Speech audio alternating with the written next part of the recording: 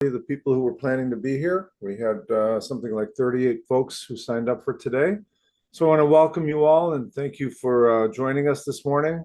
I'm Professor Werwath. We're going to be talking about, in essence, a new student welcome session for MEM.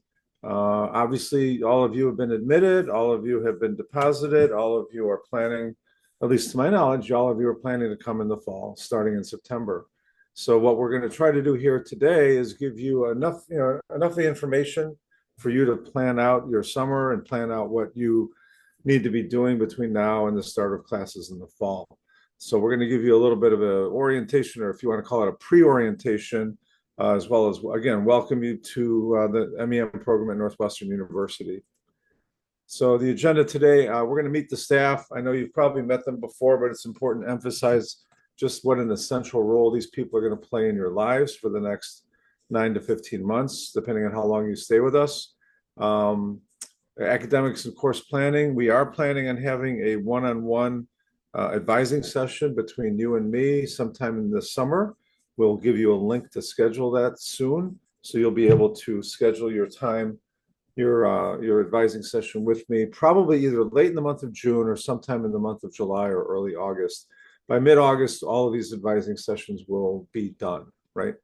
Some degree enhancements and some, I guess, options for you that may not have existed in prior years. So this goes above and beyond what you might hear from the current day students. So the current day students won't have some of the advantages you'll have.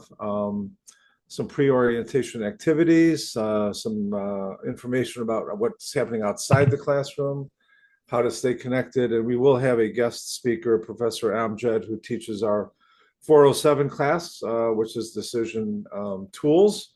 And that's probably one of the most rigorous classes you'll have. You'll hear from him before the end of the session here today. So hopefully we'll be largely done in about 45 minutes, and we'll have time for Q&A. So we will keep track of your questions. If you want to put them in the chat room, we will be answering them, especially towards the end. We'll try to answer as many as we can.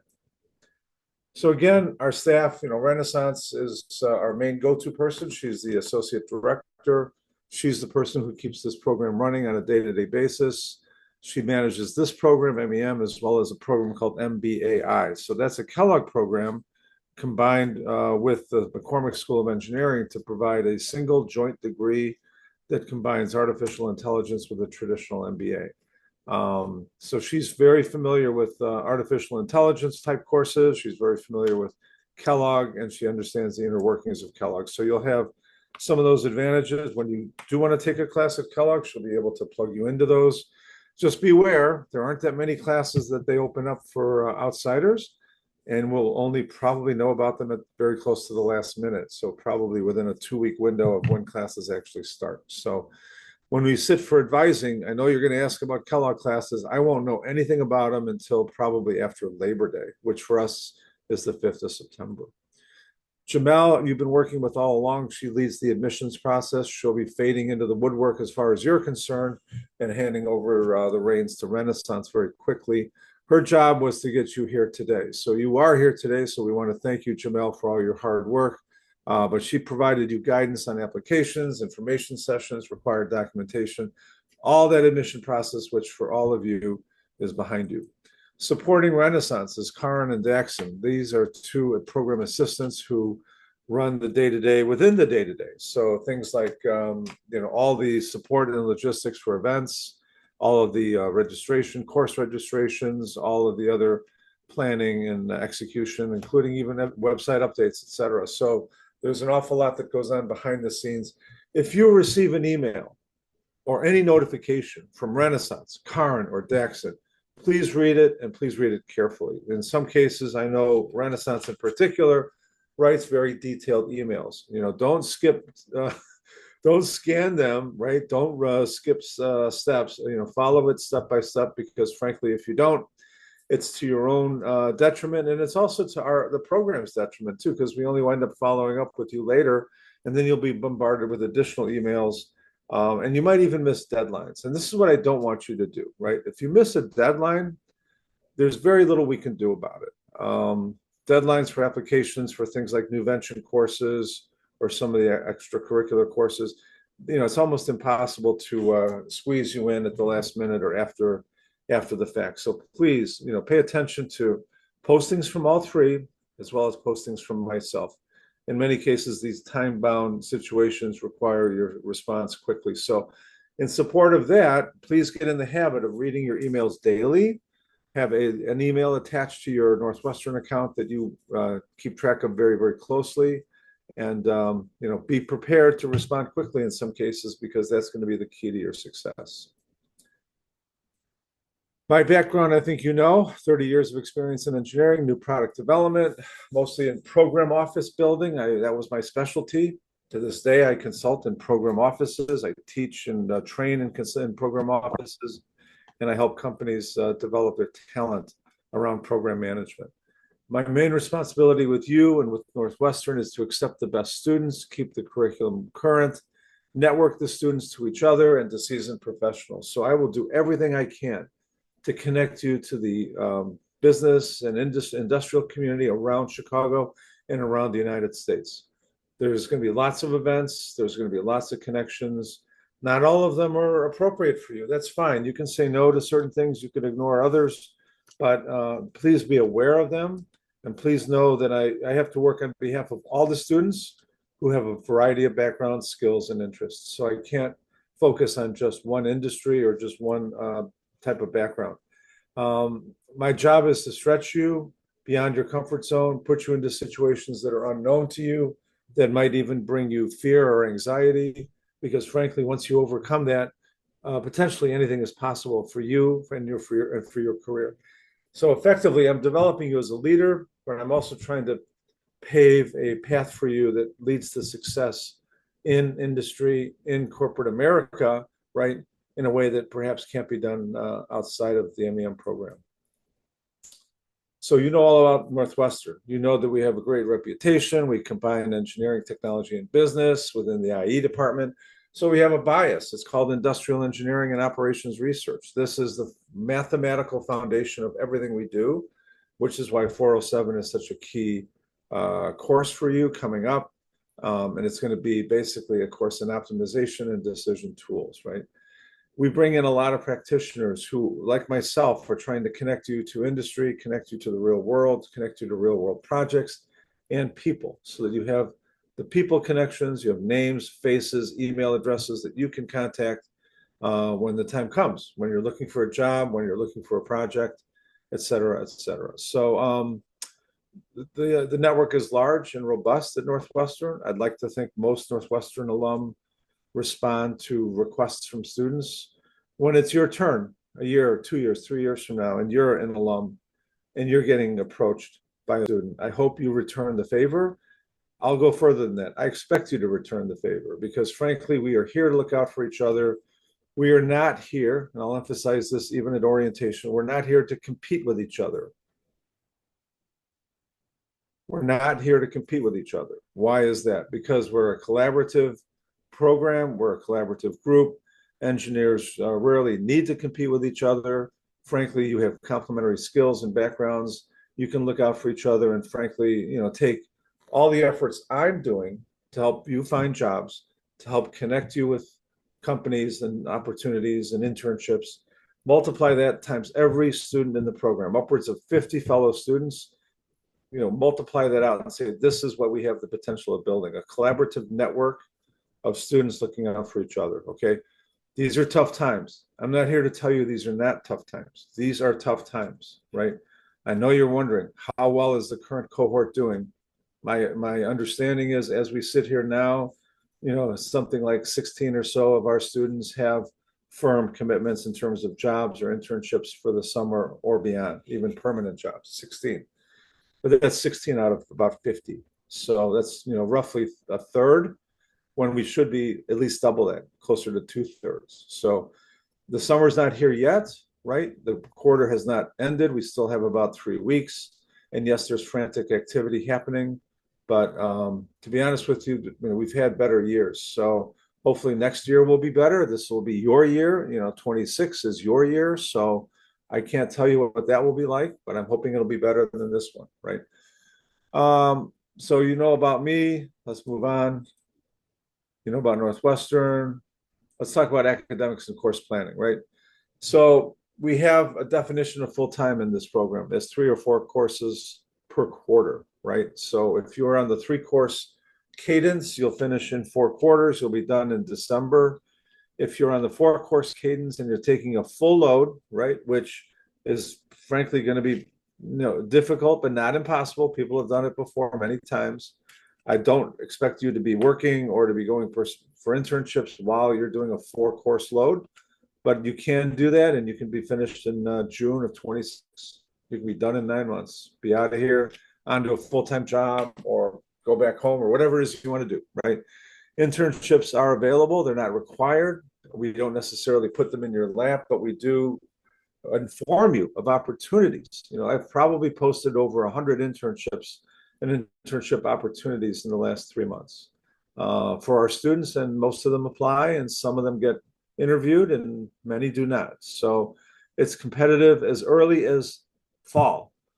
Starting September of 25, they will be hiring for June of 26. I know that makes no sense. It's just how it is. So do not sleep through it. Do not wait until January. I mean, if you wait till January, you will have lost 3 or 4 months of great opportunities that have already been filled by the time you start. So start when you hit the ground in fall, in September, right? I can't emphasize that enough. If you're on the 15-month program, that's probably because you want an internship. I can't imagine why you would want to be on a 15-month program and skip an internship. This is really your golden chance to check out a new industry, check out a new company, see what it's like to work in the United States, get those credentials, get that experience on your resume, right? So the 9 and 15-month options, I think, are self-evident. Depending on your choice, we will assign you to a track of study. What does that mean? It means that we, the program office here, has figured out what core courses you need to take in what sequence. Now, we're expecting to have 2 core offerings of each core course next year, but depending on yield, we may only have 1. So either way, we will be assigning you core courses in terms of which quarter to take and when to take them and in what sequence. These are the core courses, right? 402, as you know, is a simulation of running a business into small teams. You'll be competing with each other to deliver hopefully outstanding results for your company, right? It's the simulation. If you know the simulation world, this is called Strat Sim. It's a pretty classic simulation. MBA programs often use this as their capstone. We use this as our gateway course. So this is our first course to introduce you to the idea of running a business. So you'll get a feel for decisions, what types of decisions you're making, how to read financial statements, how to read income statements and balance sheets, et cetera, et cetera. So very important class. It'll encourage you to then take accounting, finance, and marketing in a way that we can't otherwise encourage you, right? You will probably make mistakes in the 402 class, and you will learn from them, and you will be incentivized to learn more and more about accounting, finance, marketing, et cetera. So this is basically the core curriculum, the 7 courses that are not really negotiable. So if you've had something like this before, you'll have to take it again or take something very similar again. So this is the plan. You can also choose one of 2 capstone courses, 437, which is offered in the spring. That's more of a general management type strategy course. 436 is much more focused on technology strategy. You are required to take 2 courses of advanced engineering methods, and these are not comprehensive lists, by the way. We have comprehensive lists available online. And then we have 3 electives. So you take 2 AEM courses and 3 electives, and that fulfills your 12-course requirement for your MEM degree. I will say this, when you have achieved your 12th course, when you finished your 12th course, whenever that is, it's either June of 26 or maybe December of 26. That is when you have effectively finished the program. As far as this is, I'm talking about F1 students here. So these are F1 students here full-time. The State Department will define the length of your program as effectively determining when you finish your degree. So you're done when you take your 12th course. So you're in command of when you take your 12th course, right? Some students who want to take more than 12 can do that. If you take your 12th course in the fall of 26, you can easily add a 13th and 14th class. The State Department has no issue with that, but they do have an issue if you try to stay here beyond that December 26th timeline. So just beware, right? And if you need to take a reduced course load in the fall, something less than full time, that is certainly acceptable. That is certainly something we can process. It's something called a reduced course load waiver that the State Department will process on your with you, and you'll have to process, you know, for them.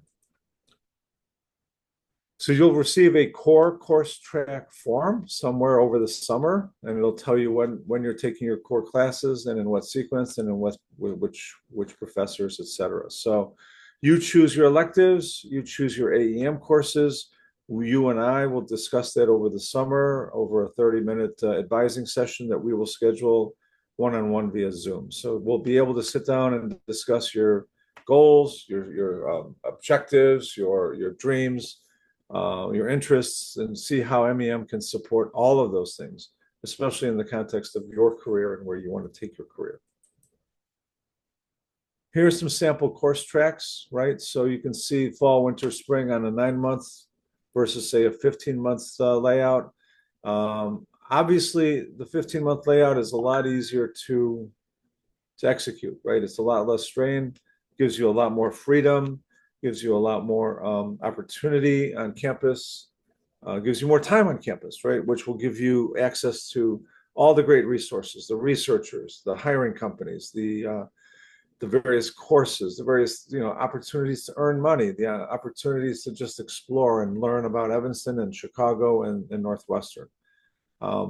If you're asking me, what do I recommend? I would recommend the 15-month option. It's far less hectic, far more, I guess, enriching for you as a person, and you'll feel much better about the program and yourself when you're done, as opposed to feeling pretty exhausted. But I do understand that the 9-month option is what some of you can afford, what some of you have budgeted, and we support that as well. So 9 or 15 months, it's up to you. Don't be surprised when I ask you which is your preference during the advising session. That might be one of my first questions. So please don't get too derailed on that. Start thinking now whether you want 9 or 15 months. And oh, by the way, you can actually take a flexible approach. So you could wait until March, potentially March of 26 to decide. But to do that, you'll have to take 4 courses in the fall and 4 courses in the winter. And then at the last minute, you can default to a 3-course spring of 26, and therefore finish up your last class in the fall of 26. Some degree enhancements, I guess, things that are above and beyond what's in the curriculum of MEM. I think we're somewhat unique as we encourage our MEM students to think beyond MEM and the confines of MEM, and to recognize that we're in a big world. McCormick itself, as a school of engineering, has about 11 or 12 master's programs. This is a list of them. I won't read them for you, but you can scan them and decide for yourself. Do you want to take a course, for example, in energy or sustainability? Or do you want to take a course in cybersecurity underneath MSIT? Or maybe you want to take some artificial intelligence courses or data science courses or biotechnology.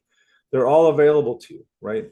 As well as the Kellogg courses, we also have Medill courses. We have courses in the law school that students have taken. We have courses all over campus. So as long as they're graduate level, as long as you get them pre-approved, if they're not on our lists, I think there should be no problem taking them. Your MEM courses will be either on Saturdays or on weeknights, Monday through Thursday. So that opens up a whole lot of possibilities to take courses during the day. Some additional things to think about, you know, for our advising session, right? Do you want a concentration? You don't need one. This is fully optional. You can skip the concentration and take a variety of courses within MEM, or you can focus on managerial analytics, product management, project and process management, and operations and supply chain. From a career perspective, if you want to know who's hiring right now, where the jobs are right now, today, no doubt, and without question, it's operations and supply chain. That's where most of the jobs seem to be. If you have any inclination towards that, any interest at all, if you want to have a speedy job acquisition process next year, I would recommend operations and supply chain. But again, it's your choice, it's your career. You need to think it through. All I can say is, everything happening with tariffs, the trade wars, and even the kinetic wars are all disrupting supply chains that need to be rebuilt one way or another, with or without people like yourselves. Unlike other master's programs, including other MEM programs, we have 4 minors you could pursue. Now, you can really only pursue one of these 4, so think it through. This should not extend your program. You can still finish your master's with 12 courses in 15 months. Probably not in 9. It would be difficult to do a minor in 9 months, but the 4 we have for you, entrepreneurship is offered by the Farley Center for Entrepreneurship and Innovation. So they're kind of a sister program. I used to run that program myself, so I know much about it. Their minor, I believe, is only 3 courses. In fact, all the minors are 3 courses. Cybersecurity is offered by MSIT. Scientific computing and synthetic biology are additional minors that you can pursue as well. So are there job opportunities in any of these? Yes, absolutely. It's up to you to decide if you want to pursue a minor or if you want to pursue a concentration. I personally think it would be difficult to do both, right? So far, everything I've shown you has been available to the prior MEM programs and courses and cohorts. This next opportunity with the Kellogg Abrams Climate Academy is new and unique to this year. We have not seen this before, so I'm not an expert at it, but I can tell you this. It involves signing up for 3 courses, fall, winter, spring, at Kellogg. So that's 3 credits out of your 12 that are automatically consumed by this Kellogg Academy. You will get recognition from Kellogg, some sort of certificate, I believe. They partner with corporate America. So you do a corporate project. So a corporate project is built in, right?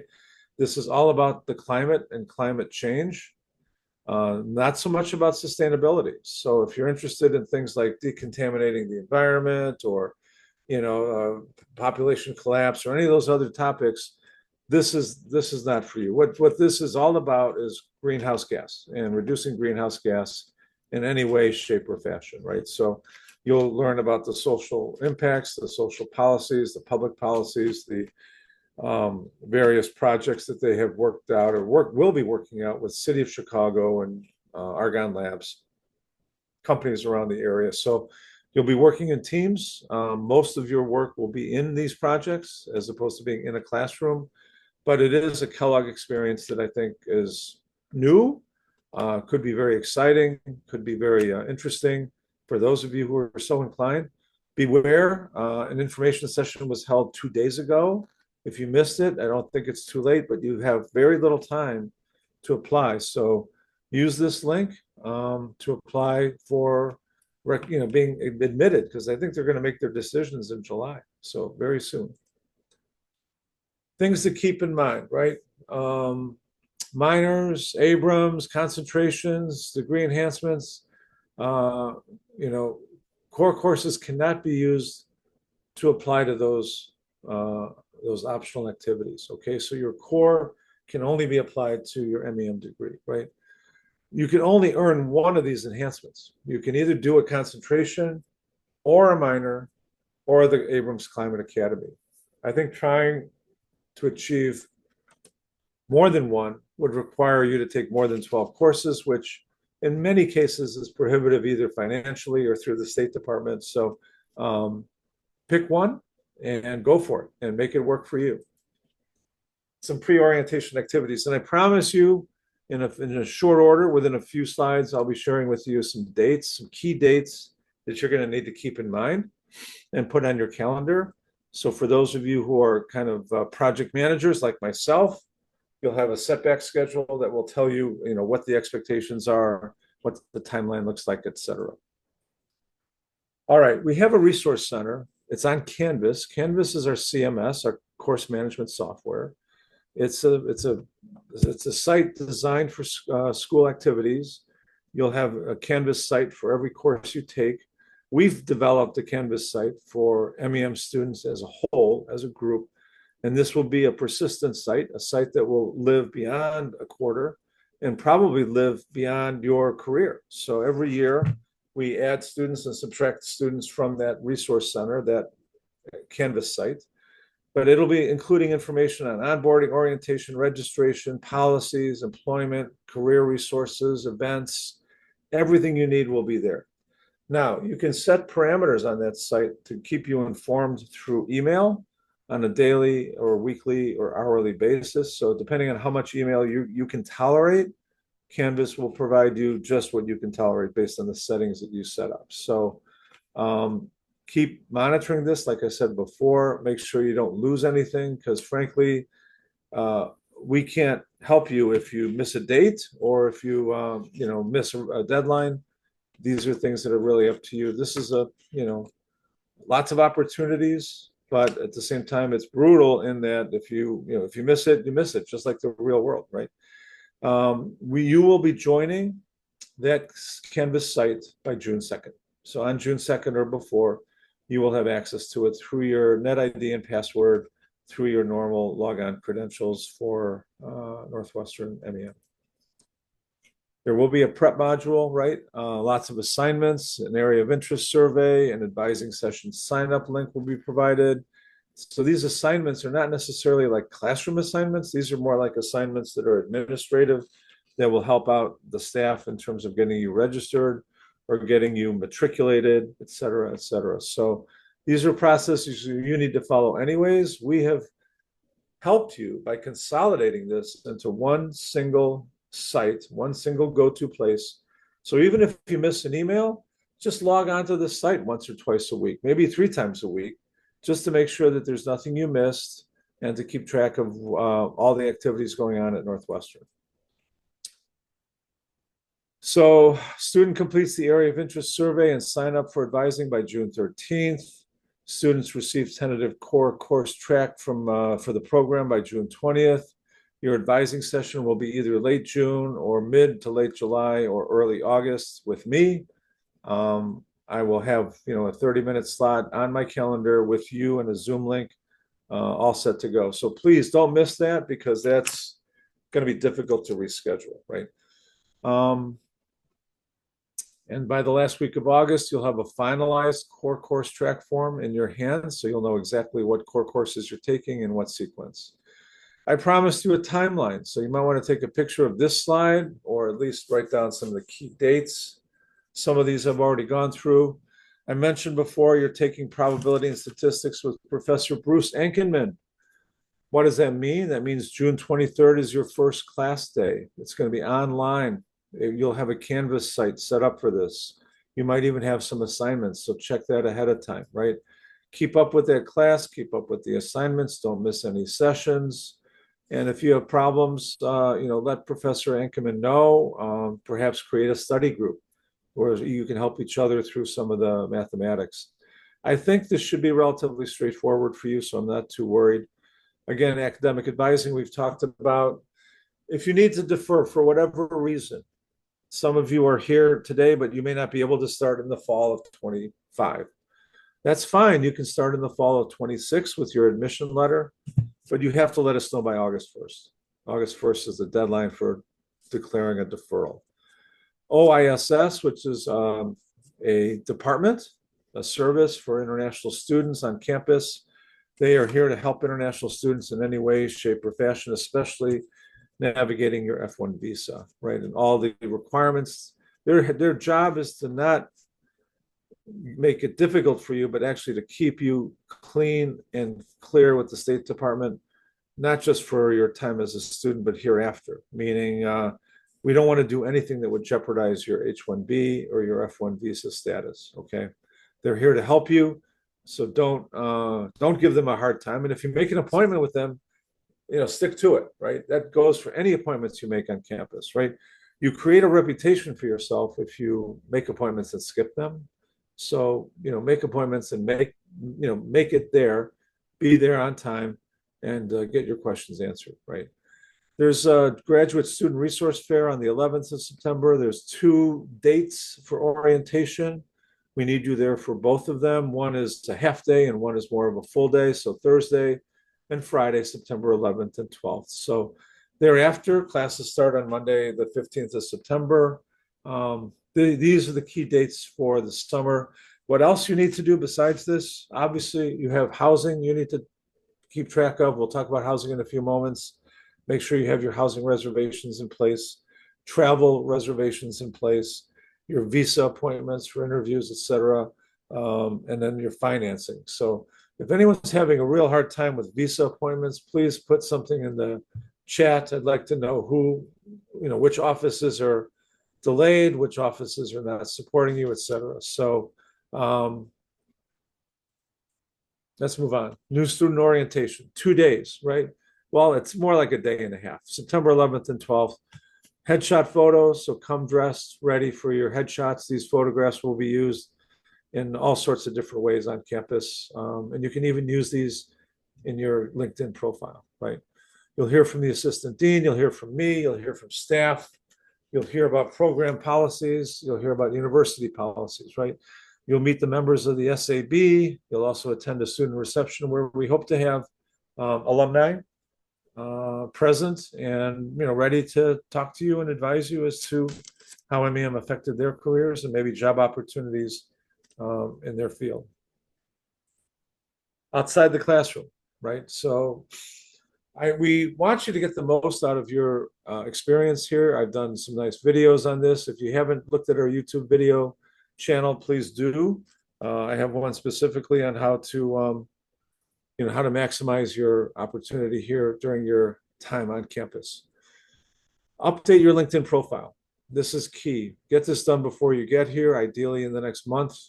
Update your resume. What I noticed, a lot of people are very vague. Make sure you talk about the projects you've done, the industry you're in, the types of products you've worked on, et cetera, et cetera. More detail is better, right? It's not enough to say, oh, I worked on a SaaS product. I think it's important to talk about what it did and what value it brought to the market, right? Start your job hunt before you get here and be prepared to continue it as long as you're a student. Trying to be real. Unless you already have a job, you're probably going to be hunting for a job from start to finish. It's just the nature of the beast these days. There's a lot of people looking for jobs, and the jobs are out there, but there's a lot more competition than ever, right? Get yourself organized. Have a calendar. Have an email set up that you are looking at on a daily basis, right? Your calendar will be your master. At least it is in my case, right? I am very much focused on what my calendar is telling me to do and when I'm supposed to do it. So make sure that you are religiously keeping track of your calendar and your email and any other automation you might have set up.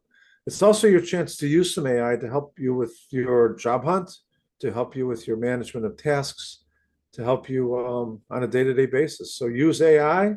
There's lots of AI personal assistant tools out there. It's a great way to get more familiar with the technology, right? Again, pay close attention to announcements. Start with a project in mind. This is, I think, one way to optimize and maximize the value of your degree is to come with a project and use every course you take, everything you learn, as a way to apply that new learning to a context that's important to you. So it could be a startup, it could be a piece of research you want to do, it could be a product you want to develop. Probably one of those three, right? Come in with that idea, build on that idea, recruit people to help you with that idea, whether it's a research topic, a new business, or a new product, and then use that to basically apply market research, financial analysis, right, optimization techniques, scheduling for project management, entrepreneurship, business model innovation. There's a lot of courses that we have that will ironically help you in your topic, right? Help you progress your topic. I'm not requiring this. This is not something that's part of your degree, but this will definitely help you find a job because this is something you can point to that's unique to you, an output that you've done that nobody else has that will be very helpful in your interviews, right? So start with a project in mind, follow it through for the rest of your career here at Northwestern. We got a lot of career resources for you. You'll hear from some of them during orientation, like ECD. ECD is great for engineering jobs, and CA is more for marketing and consulting jobs. So Depending on what you're looking for, you'll either work with one of these or both of these. They have, basically mail lists that you can join, events that you can participate in, seminars, workshops, coaching, one-on-one, etc. Take full advantage of this, right? These are the experts. These are the people that are in the know when it comes to jobs. When companies come here to recruit, they go to these offices and post jobs with them, okay? And they'll do things like resume review, advising sessions, and career fairs, right? Again, network, network, network. This is probably your best way of finding a job. The other thing I would recommend is that you subscribe to their email lists and get on those email lists right away. There's a tool called Exponent, Exponent. We have a subscription to that for all students. You can use that to understand what opportunities are out there and how to pursue them. That tool can also do resume reviews, share interview job questions, et cetera, et cetera. So, subscribe to Exponent, join the ECD's email list and start attending their events. Lastly, for what it's worth, you're all entering the world of business. The biggest business publication out there is the Wall Street Journal. Start reading it on a daily basis. It's free to Northwestern students. You can search on the Northwestern website for a free registration link, and you'll be able to access the Northwestern copy of the Wall Street Journal online, digital, free of charge. So you read that every day, you'll start to actually start thinking and understanding the world of business much, much better. Ways to earn money on campus, right? You can be a TA, a grader, a virtual class monitor for McCormick, Farley Center, Medill, or even Kellogg. Lots of students want to take classes at Kellogg. My answer is, why not get a job at Kellogg? Why pay them when they can pay you, right? You can do projects with corporate clients. You can work on campus at the library, at the laboratories, at the gym, the pool, etc. A lot of research assistant jobs happen during the summer, right? So you're free to, check those out over the summer and realize that that's when those get staffed, okay? Lots of activities outside the classroom. I think I covered this in my last session. We'll be glad to share this list with you. But there's plenty of activities for you when the time comes. Student clubs, we have the product management club, the project management club, the energy club, as well as 200 or 300 other clubs that are run outside of MEM by other students and other programs. So you are free to either join a club or create your own.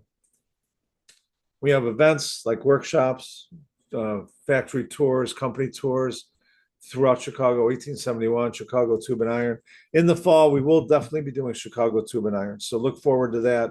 That's run by Professor Don McNeely, who is the CEO of the company. We've talked about student projects. We have an EIR called Mark Johnson. We'll be, giving you his email address. We'll be posting opportunities with him.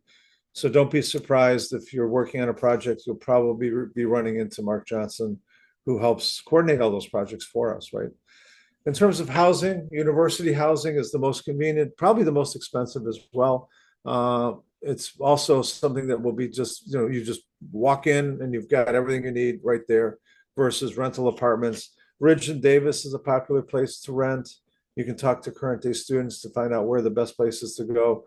Our classes are located on North Campus, right? So that's very close to the athletic buildings and close to tech. So if you want to be close to where your classes are, be skewed towards North Campus. Noyes, Noyes, is a street that intersects tech, and it's probably the most convenient place to rent if you want to be walkable to the tech building. These are some pictures of our engineering spaces. The lower right is a very hands-on physical lab, a fabrication lab, metal, wood, plastics, cutting of all sorts, laser cutting, 3D printing, metal cutting of all sorts of flavors, additive and subtractive. It's all here. It's all for you. This is not for research faculty. This is for students. You'll have to be qualified and certified to work on it. Once you are, this is accessible to you for your projects. And of course, networking events like Industry Night, and of course, even our advisory sessions that come up in the fall. We'll have lots of ways for you to connect up with alumni, current day students, and friends of the program, corporate friends, right? Stay connected. Right here's some alumni contacts for you. I think we can make this list and these links available, but you can certainly take a picture of this as well. These are all famous alums. Some of them, like Ian and Julian, teach for the program. Jennifer's on our advisory board. Sneha is as well, and so is Iqbal. So we've got a lot of great resources here. These are folks that have agreed to talk to you if you need to reach out, right? Join our LinkedIn page, join our YouTube channel. This is a way that you can keep track of, some of the content we're putting up there. And then we're going to be talking to Amjad Shafiq and turning it over to him. So hopefully, Amjad, you're here. Yes, I am here, and good morning, good evening, everyone, and hope you can see me. Okay. How's See you. everyone doing? Yep, Excellent. no problem. Excellent. So, yes, so I am a MEM alum, 2004. That's when I had my graduation from MEM, and I have been teaching MEM for the MEM program since like 2014, 15, so around that time. Prior to that, I was also teaching undergrad courses on statistics. So the two courses that I teach for MEM are MEM 407 and 414. So you probably have reached out to your the students that are currently taking these courses, get the feedback. It's good for you to get prepared for these courses, and it will help you also if you talk to those friends as well. So 407 is a decision tools for managers. So in that class, when you come in, you are going to be expected to be like a leader. So my goal is not to teach something. My goal has always been to make sure that you are wearing a leadership hat and you're able to articulate what you learned. You're able to teach to the other students in the same day. So my classes are typically divided into three parts, whether it's a 407 or 414.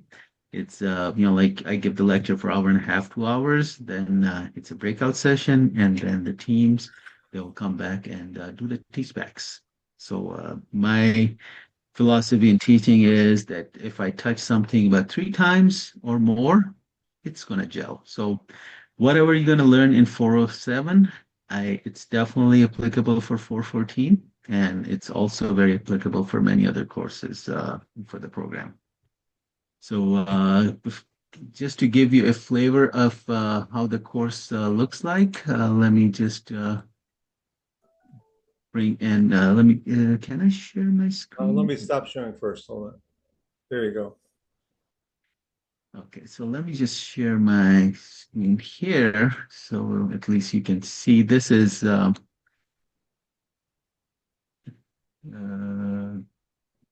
did I lose it? Okay. Yeah, we can So see it. oh, you can see it. Okay. So this is like a typical course syllabus. I have, like the start date, end date, and the final exam. So make sure when you are, uh, I'll have the syllabus for the fall, and we have the final exam date. So if you're planning to do any travels, make sure that it is after that final exam date.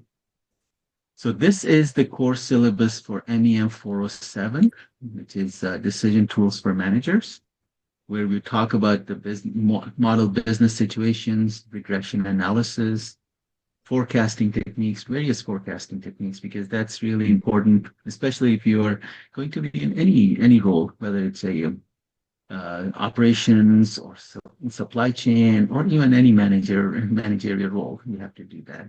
Then the decision analysis when there's uncertainty.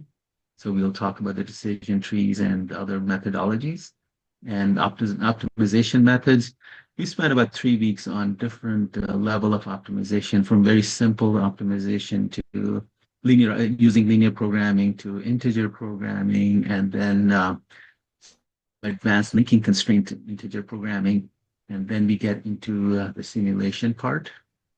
They will do the simulation using at-risk software, which I'll actually go through it in actual class. And then the last week, we will talk about the queuing theory. I think it's a great uh, topic to learn and understand how businesses really run and how you can really make things more efficient.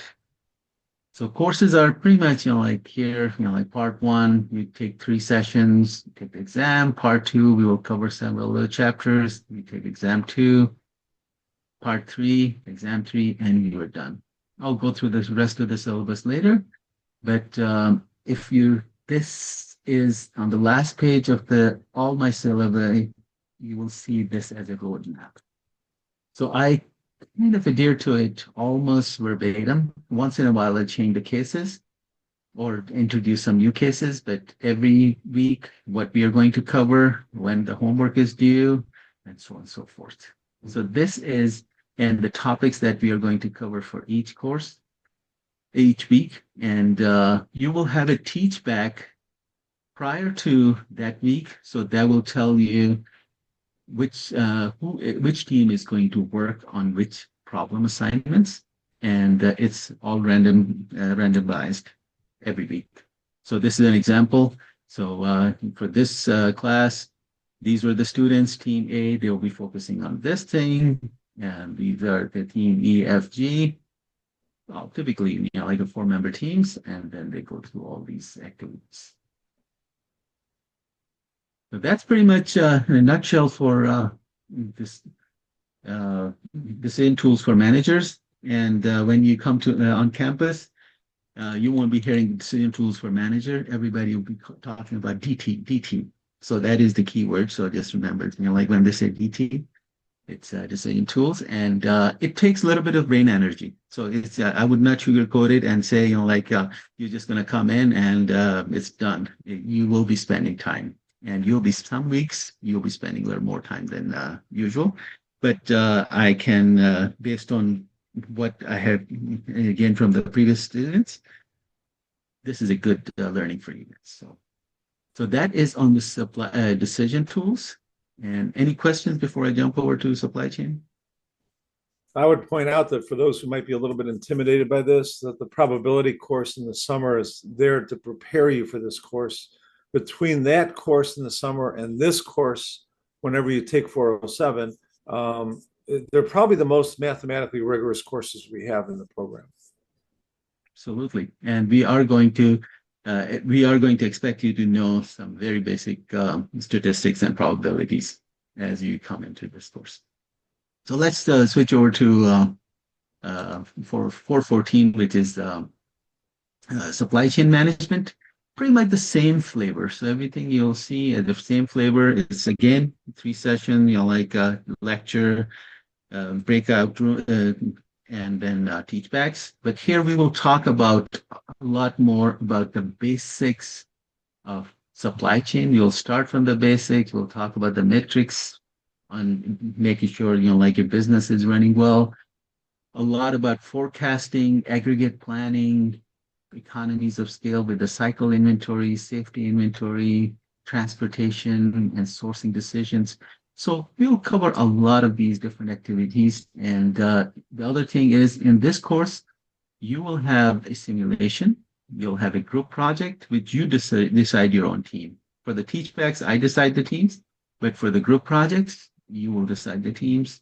Again, 3 exams. And if we go back to the bottom of our presentation or the syllabus, exact same flavor.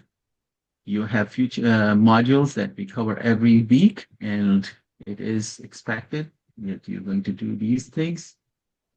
And then we'll take chapter, like we will do the exam. During the exam day, I typically have guest speakers, or I do some other things that I typically do not cover as a part of regular lecture.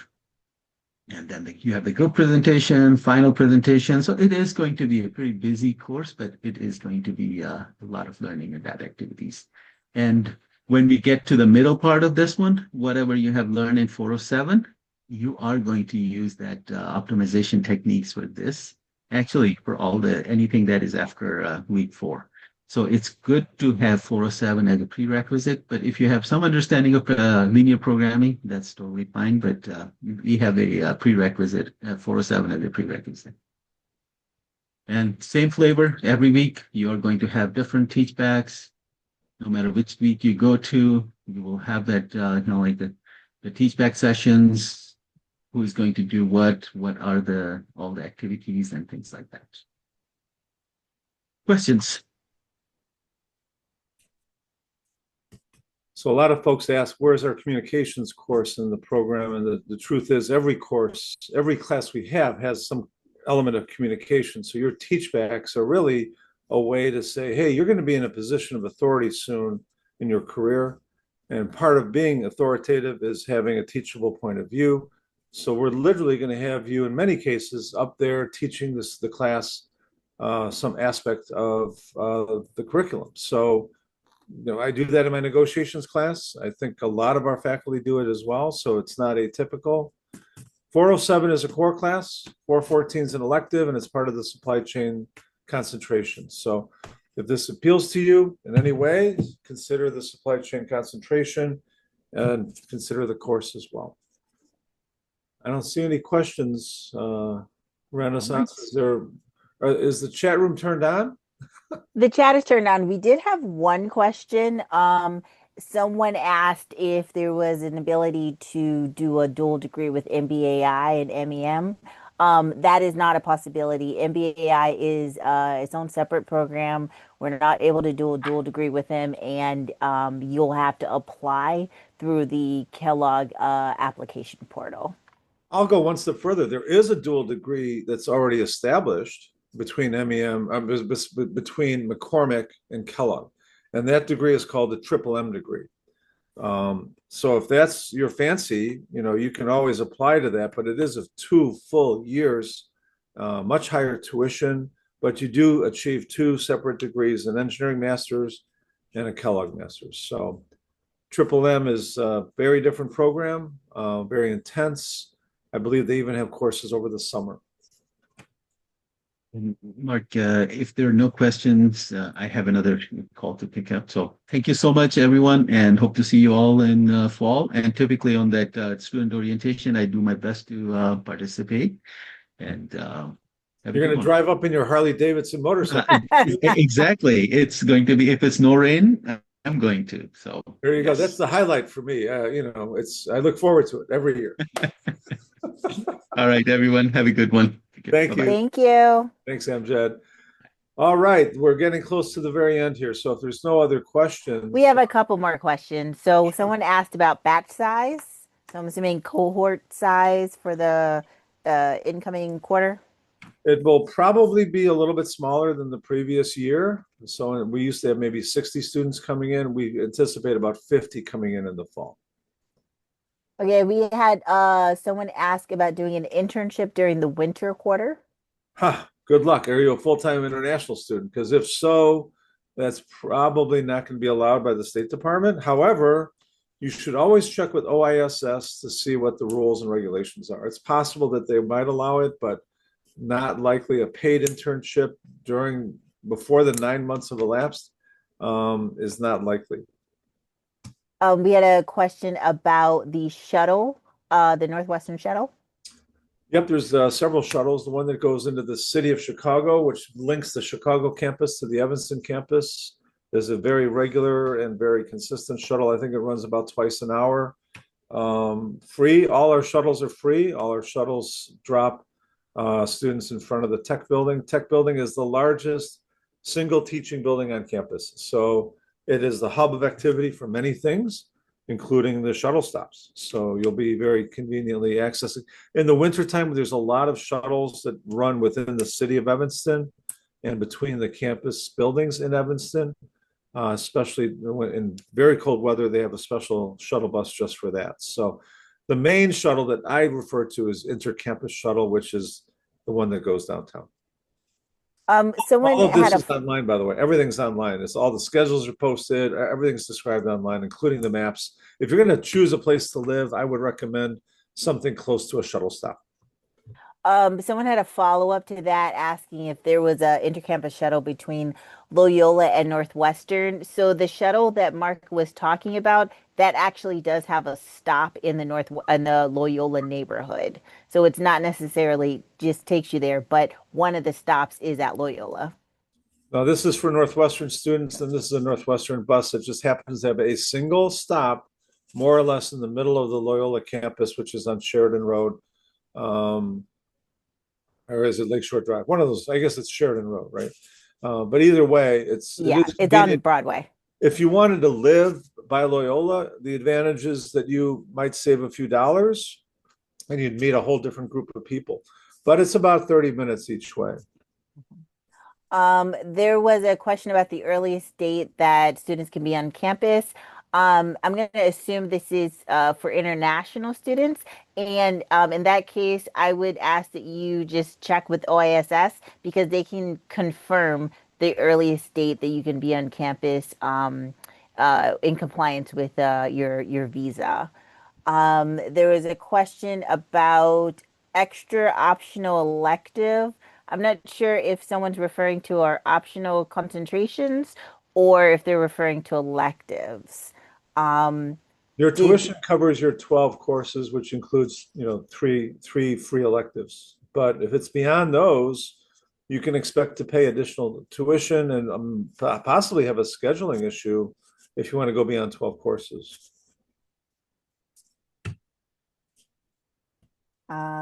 let's Because see. Deeptha says 8th of August is what the I-20 clearly states. So frankly, if you're here on the 8th of August, there's not going to be too many people here for you to meet up with, but it is a great chance to check out the campus, the town, and the city of Chicago. Someone's asking when they'll know the exact fee structure.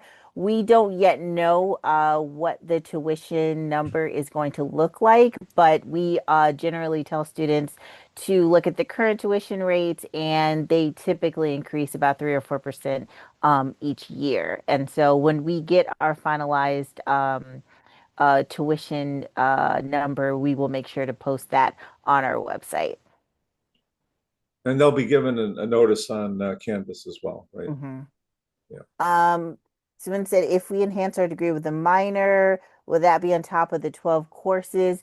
No. So you have three electives that you need to take as a student. And typically, what students will do is they will use those three electives to cover the minor courses or the concentration or whatever degree enhancement you're taking. You would use those three electives for your enhancement. So you wouldn't need to go beyond the 12 credits. For anyone who is digitally oriented, I would recommend cybersecurity, frankly, because that's a very marketable minor to go after. So someone is asking, saying that there are speculations about the end of OPT and if it was possible. Unfortunately, at this point in time, we don't really know. We don't have any information about if it's ending. But we have been told by OISS that we should direct students with any questions about OPT or CPT or visas to them because they usually have the most up-to-date information about these things. And then it kind of trickles down to us. But OISS is definitely where all the information would be if it was available.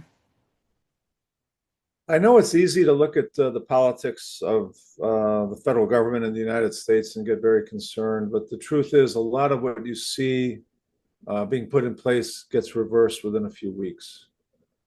And then largely, if you think about OPT, there's a lot of companies that rely on students and their ability to work OPT. So it's a big source of talent for many companies across the country. So. Okay, well, we are at time. If you have any more questions, please feel free to email our inbox at mem@northwestern.edu. And we want to thank everyone for coming. We're so excited to meet you in the fall. And we will be sending out the video and a PDF of the slides so that way you'll be able to access all of the links. I do want to welcome you once again, and hopefully I've answered your questions. If you have any comments about the responsiveness of State Department and getting appointments for your visa interviews, let us know where it's easier, where it's harder, and what issues you might be having. Send us an email. Otherwise, I want to thank you all again and thank Jamel and thank Renaissance for pulling this together. I think this was a great little event for us to get together. Thank you, everyone.